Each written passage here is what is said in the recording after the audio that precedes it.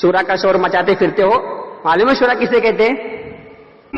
مشورے میں شریک ہو کر دین کا نفع سامنے رکھتے ہوئے امیر کو صرف رائے دینے والے افراد کو اہل شورا کہتے ہیں. السلام علیکم ورحمۃ اللہ وبرکاتہ.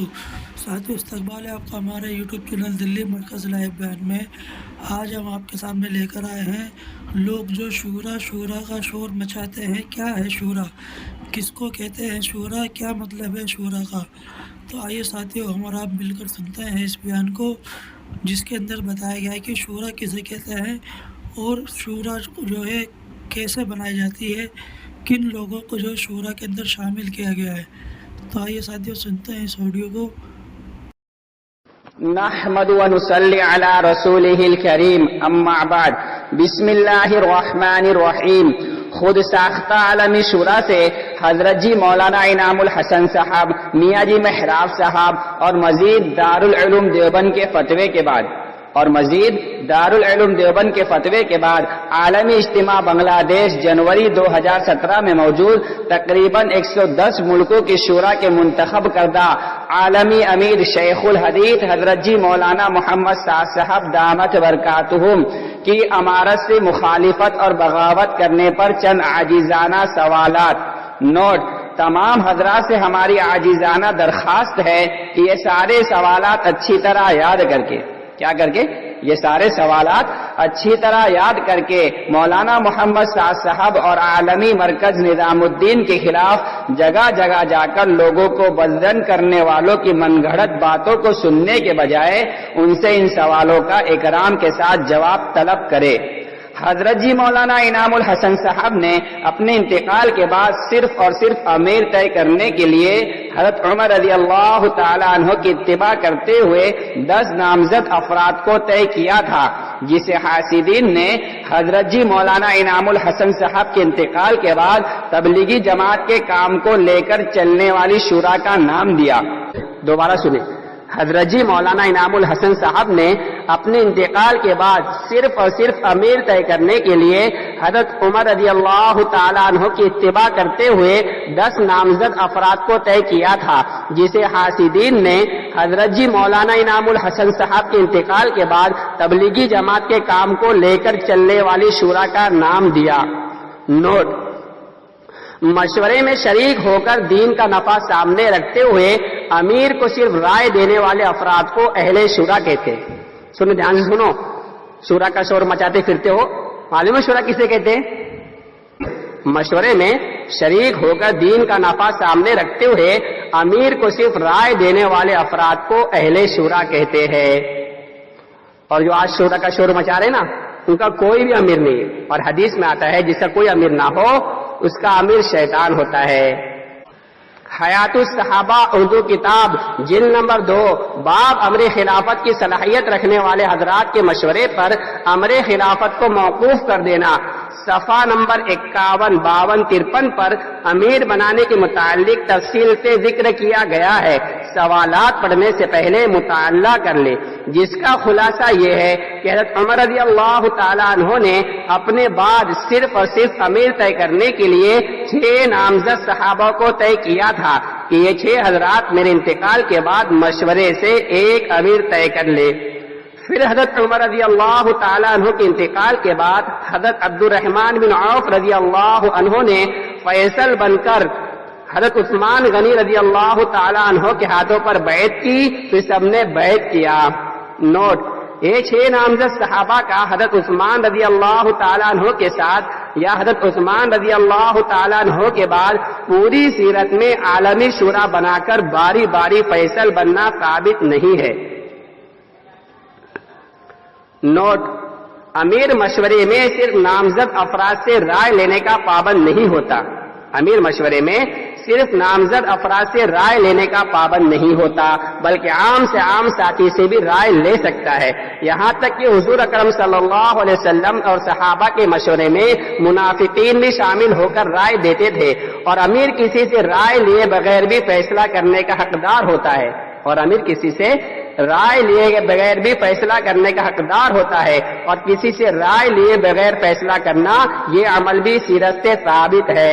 رائے دینے والوں کا کام صرف دین کا نفع سامنے رکھتے ہوئے امیر کو رائے دینا ہے اور امیر کے انتقال کے بعد ایک امیر طے کرنا ہے، اور امیر جو بھی شریعت کے دائرے میں فیصلہ کر دے تو اجتماعیت کو قائم رکھنے کے لیے امیر کی اطاعت کرنا ہر ایک تبلیغی جماعت کا کام کرنے والوں کے ذمے فرض عین ہے۔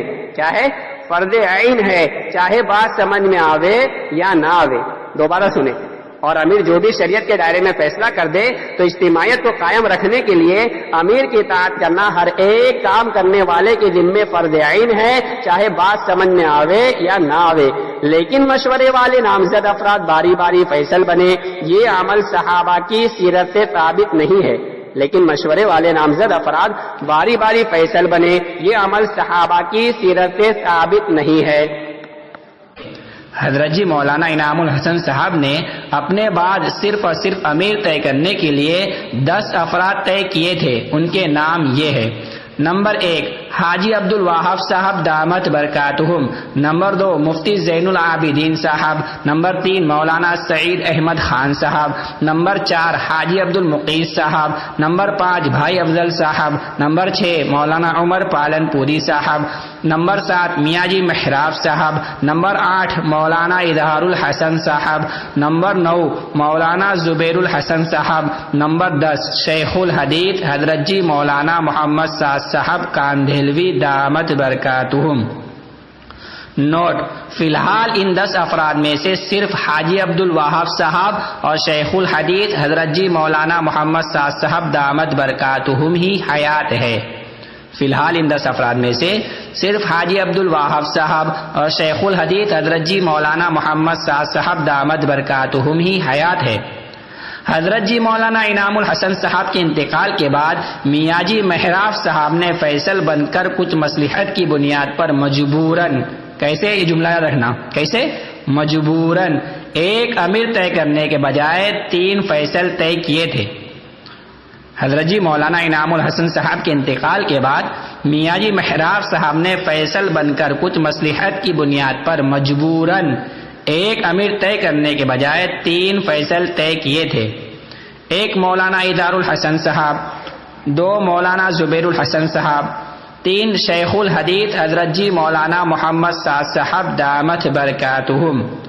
نوٹ: اس فیصلے پر اہل علم حضرات مفتی زین العابدین صاحب، مولانا سعید احمد خان صاحب اور بہت سے افراد بڑے افسوس کے ساتھ کہتے تھے کہ ہم اپنا ایک امیر طے نہیں کر سکے، کیونکہ ایک امیر کا ہونا ہی سنت ہے۔ یہ تینوں حضرات مولانا اظہار الحسن صاحب، مولانا زبیر الحسن صاحب اور مولانا محمد سعد صاحب دامت برکاتہم حضرت جی مولانا انعام الحسن صاحب کا 1995 میں انتقال کے بعد سے کام کو لے کر چلے۔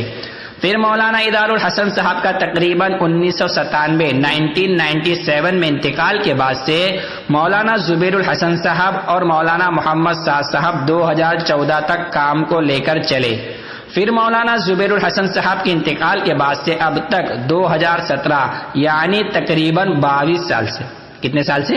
یعنی تقریباً 22 سال سے الحمدللہ شیخ الحدیث حضرت جی مولانا محمد سعد صاحب دامت برکاتہم کام کو لے کر چل رہے ہیں۔ نوٹ: حضرت جی مولانا محمد سعد صاحب خود سے عالمی امیر بنے نہیں، حضرت جی مولانا محمد سعد صاحب خود سے عالمی امیر بنے نہیں، بلکہ اللہ کی طرف سے تبلیغی جماعت کے کام کرنے والے سب سے بڑے اکابرین کے بنائے ہوئے عالمی امیر بچے ہیں، یعنی باقی ہے۔ اللہ نے اپنی قدرت کو استعمال کر کے پھر سے اس تبلیغی جماعت والے کام کو الحمدللہ عین سنت کے مطابق ایک ہی امیر شیخ الحدیث حضرت جی مولانا محمد سعد صاحب دامت برکاتہم کے تابع کر دیا۔ اللہ حضرت جی کو قبول فرمائے، آمین۔ تو ساتھیوں، آپ اچھی طرح سمجھے ہوں گے شورا کسے کہتے ہیں اور کون لوگ شورا کے اندر ہیں، کون لوگ امارت کے اندر ہیں۔ اس بیان کے متعلق آپ کی جو بھی رائے ہو، آپ اپنی رائے ہمارے ساتھ ضرور شیئر کریں۔ تو پھر ملتے ہیں آپ کے اور کوئی نئی اپڈیٹ لے کر۔ جب تک آپ حضرات اپنی دعا میں ہمیں یاد رکھنا، ہماری اس ویڈیو کو زیادہ سے زیادہ لائک، شیئر، سبسکرائب کریں انشاءاللہ۔